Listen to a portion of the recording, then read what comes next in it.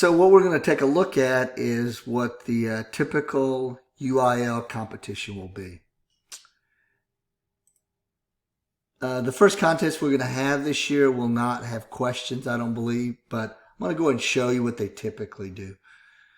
So the first thing I would do is I would just go ahead and click this link and learn about some of the basic things, just kind of peruse through the computer science and the elements of the contest.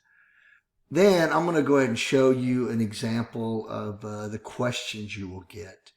And the one thing that I always tell people who are new to this, not to let it overwhelm you.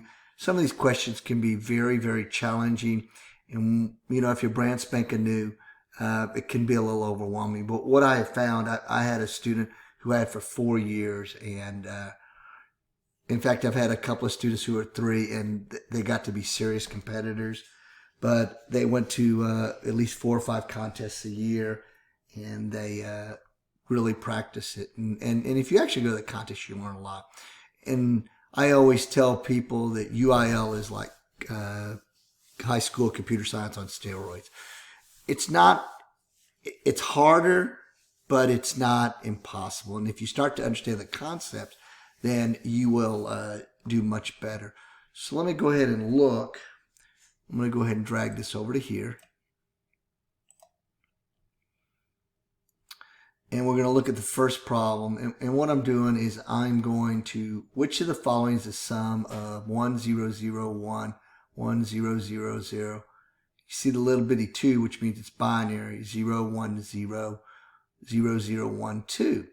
So one of the things that I always do, and I do this myself, I am always trying to look for the fastest and easiest way to do stuff. And one of the things that you will learn when you start working with computers is that you probably prefer to work in hexadecimal. So in this particular case, I do not want to add all these 1s and 0s for a couple of reasons. When you have that many 1s and 0s, you're going to make a mistake. So what I would recommend is I've taken these 2 numbers over here, and it's asking me to put the sum. So what I do is the first thing I need to do is I need to separate the binary into groups of 4. So now is this right here? And I typically put BIN instead of 2. Makes it a little bit easier. And that's a common notation that people use. Then I separate them, so this is 1, 0, 0, 1 with the space 1, 0, 0 binary, plus 0, 1, 0, space 0, 0, 1 binary. And then I convert them to hexadecimal. And what you'll find is the conversion is very, very easy. So I've got 1, 0, 0, 1. And if you don't know, I'm at the point now where I recognize that this is 9, and I recognize that this is 8 in hex. So if I look down here, here's the binary. So I go and I find 1, 0, 0, 1, 9. And then I look for 1, 0, 0, 0, 8. So now I know that this is 9, 8 hex. Then it's plus, it's addition. And then I'm looking over here, 0, 1, 0. And 0, 1, 0. 0, 1, 0, which is 5. Then 0, 0, 1, 1, which is 3. So now I add them together. So when I'm adding hex, I'm going to go ahead and draw this so if we're going down the number line. So I'm going to add it together. So we're going to go ahead and add 9, 8 hex plus 5, 3 hex. So 9, 8 hex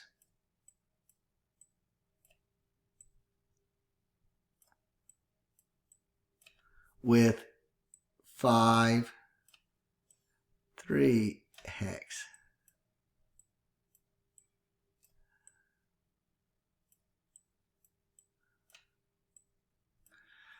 So I've got 8 plus 3. Well, let's look down here at my hex table. Okay, here's 8, and then I add 3 to it. 1, 2, 3. So then I get a B right there. Then 9 plus 5. So I go find 9 on my hex. The blue's the hex. Then I go up by 5. 1, 2, 3, 4, 5, which is E. You'll get to the point where you'll be able to do this in your head.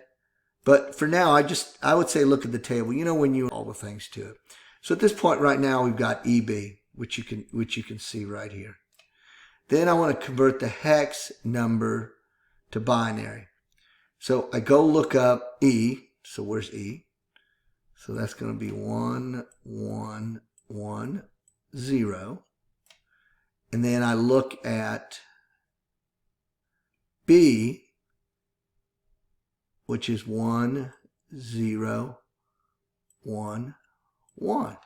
And if I look over here, and then it's a little bitty 2.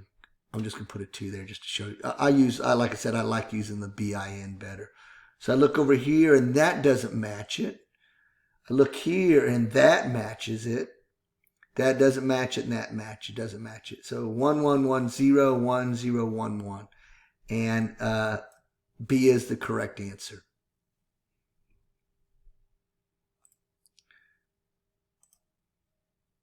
So I'm going to go ahead and go to the next one.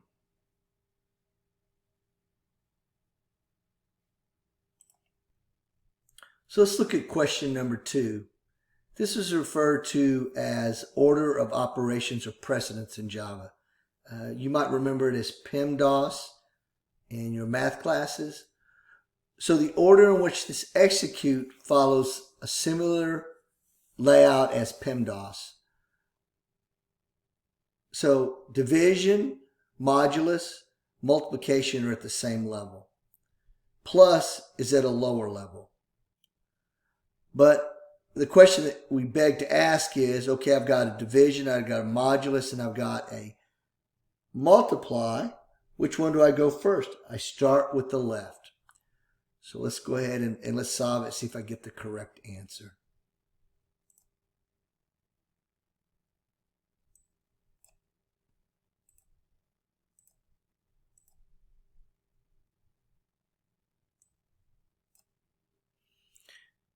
So I'm going to dissect this. 15 divided by 8. So I know that if I divide 8 into 15, I would get a 1 with the fraction.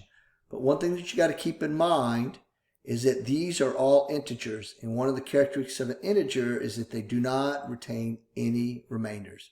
So since it doesn't to a remainder, this is going to equal 1.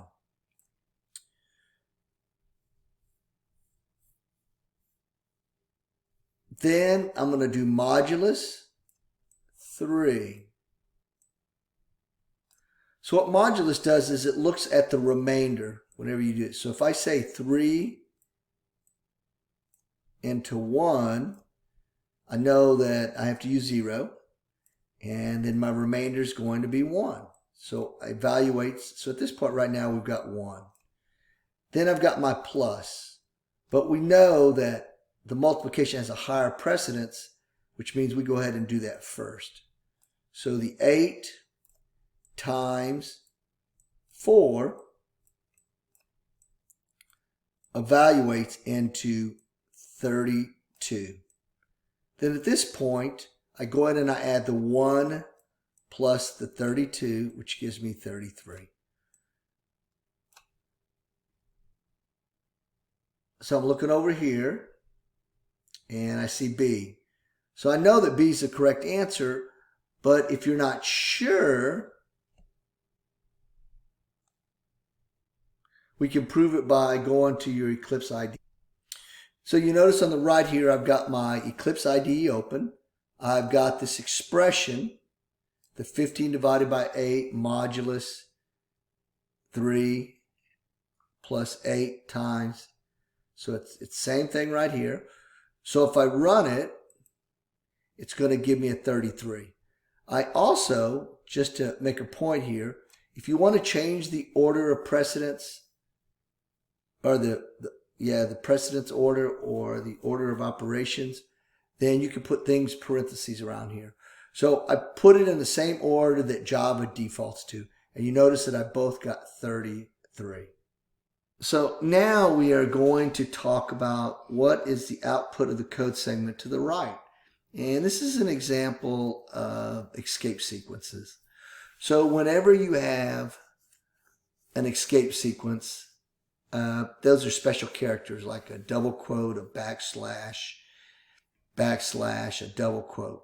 So what happens is it allows us to print those things. So when we print it, like for instance here, it's going to say print, and remember it's not ln, so it's not going to go to the next line. Then it's going to print Mary.